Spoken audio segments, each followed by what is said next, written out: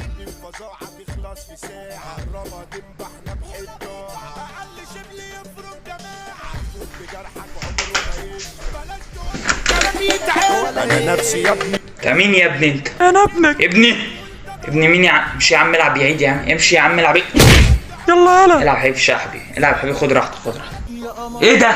الفنان عمرو دياب بيعمل ايه هنا؟ بيغني. لا والله كنت بحسبه جاي ياكل. طب ما قلتليش ليه يا ابني؟ راح اتصور معاه. لا ما هو ماشي.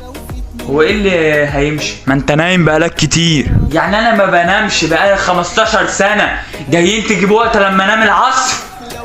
بابا خلاص بابا. بقول لك يا عم ما تستفزنيش، انت ما تقولش بابا دي عشان ما تعصبش يا عم عليك. تاني. كان حلم زبالة. انت مين يا ابني؟ انا ابنك.